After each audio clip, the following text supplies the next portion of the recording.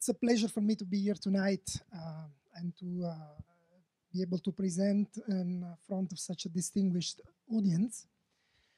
So the topic of our intervention tonight is the lunar market. In the end, if you follow the space sector, you will have noticed that within all the various domains or segments that compose the space sector, in the last decade or so, there's been a new domain that has sort of arisen in the market. And this is what we could call the in-orbit economy. So the in-orbit economy is basically everything that happens between low Earth orbit and the lunar orbit, and even farther beyond, including therefore space exploration.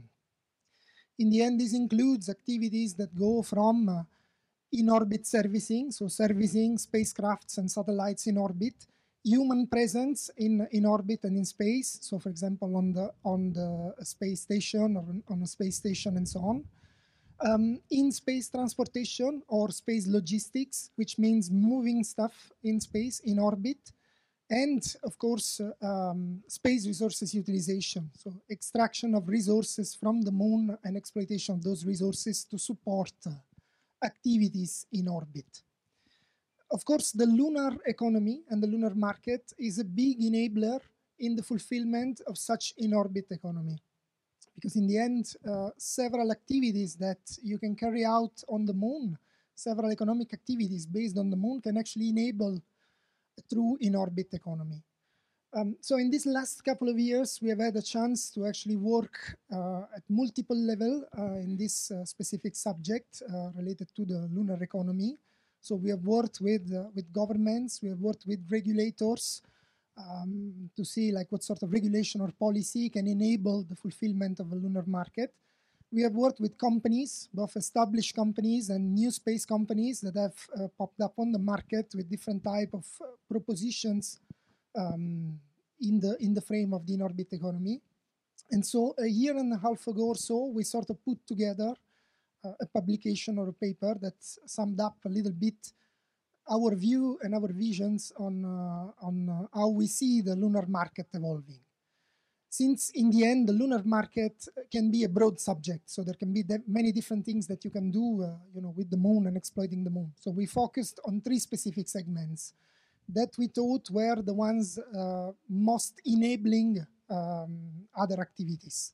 So those segments were the transportation, so in-space transportation, space resources utilization, so the exploitation of resources extracted on the moon to support, for example, life in orbit or life on the moon, and the market for data. So all the data related to prospection and surveying and so on that enables somehow the economic activity related to the moon.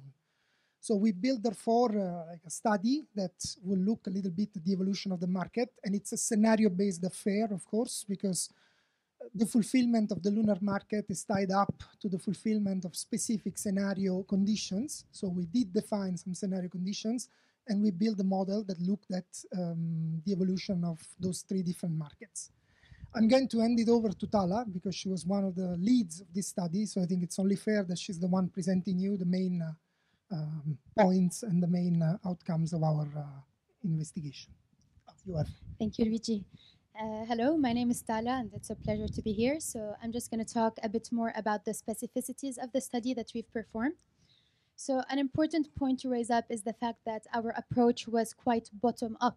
So the way we did this assessment was by looking per region that was assessed on all the programmatic elements that they had, all the roadmaps, ambitions, objectives. We looked at the technologies that were being developed in order to fulfill these objectives. We looked at the financing schemes, access to finance of their companies, the ecosystem, and even about the politics and the collaborations and cooperations of these regions. And this was really the basis of our assessment. So we looked at all these elements in order to see how these trends per region could materialize in the future and what sort of activities they would lead to in terms of lunar exploration and even beyond, of course. Now, one of the main elements, or I'm just going to be on a very high level, talk about the most generic trends that we found regarding this assessment. So on a very global level, of course, the whole world, well, most of the world is really united on the concept of establishing permanent presence in cislunar space and even beyond permanent presence and sustainable permanent presence at the surface of the moon and at the surface of Mars. And a lot of countries and space agencies around the world are exerting so much effort, a lot of collaboration and cooperation on achieving these objectives via bilateral agreements, multilateral agreements, and even sometimes national effort, of course. So, naturally, to achieve these objectives with such high risks and such high financing requirements, this has required in the past few years quite of a change in dynamics from being a publicly led sector for the public sector to really try and push the participation of the private industry in this economy. So the role of the commercial sector is expected to be quite critical in the coming years because of the large risks and financial requirements of this sector, and also because of all the opportunities that are available for the private sector. So a lot of countries have been trying to really push in their policies the private sector to develop their own commercial services and plans and business models that can be huge opportunities in the future lunar economy. So, for example, what has worked really well for the US was the fact that they've diversified quite well their procurement. They went for projects that were spread on a lot of different types of startups, SMEs, and even large companies. And this really helped the US in creating an industry that is quite developed in lunar economy and takes really strong initiatives towards these objectives. For example, in Europe as well, maybe it had struggled a little bit more in the beginning to encourage the private sector to take initiative on its own. Nonetheless, we see quite largely ESA that has taken huge initiative to build partnerships with the private sector for future missions and future plans for lunar economy. And we see them today really exerting effort in building, trying to raise and stimulate demand creation in the future for lunar economy. And a lot of European countries, individual European countries, aside from, of course, the efforts of ESA, have taken really great initiatives in terms of pursuing these activities. A lot of other countries are involved as well. For example, not to mention Japan, which is really planning its manned mission near the year 2029. It's built its venture capital funds, it's built its innovation hubs to really stimulate its startups and its activities. And it's really important to highlight the role of international agreements and international collaborations there, where, for example, Japan, via participating to the Artemis project and other collaborations, is really creating an opportunity for its private sector to build partnerships and develop in this sector. And this is the case for a lot of other countries, not just the ones I've mentioned, like the UAE, Australia, Canada. It's really a huge number of space agencies that are trying to pursue this. And when we talk about the private sector's involvement, it's really not just traditional space companies, for example, and it's really not just large system integrators, which have a crucial role, of course. But we've also seen a lot of startups emerging, a lot of SMEs that are addressing this topic.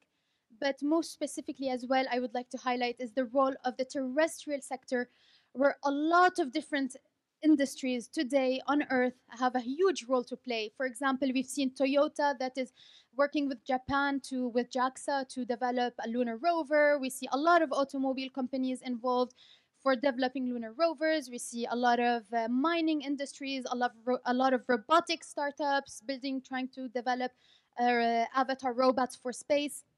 So there's really a huge role from a lot of different entities. And it's very important to mention that, sorry, I lost my train of thought. So, okay, I need to speed up. So basically, all of these ambitions have led to the fact that in order to achieve our objectives, we need to drastically reduce the costs of exploration in order to sustain and achieve these ambitions, which has led to the emergence, of course, of space resources utilization, which is expected to drastically decrease the cost of space exploration and launch, because if we're able to provide the propellant we need from space, the material for construction, building habitat, life support, if we're able to provide all of this from space, we can reduce a lot the cost of launch. And therefore, all of these trends that were assessed per region, projected, looking at real specificities per country, we arrived at certain figures for the different markets. So for the transportation market, we are in between 50 to 100 billion USD. So we have different scenarios, pessimistic, optimistic, and neutral. So just for lunar transportation market, between 50 and $100 billion with an average neutral scenario of 80 billions.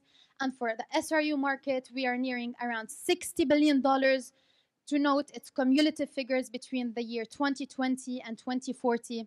And for the lunar data market, which is basically commercializing the environmental data and telemetry data and ground truth data that we can gather on the surface of the moon, we can reach a value of between $8 and $11 billion between the years 2020 and 2040.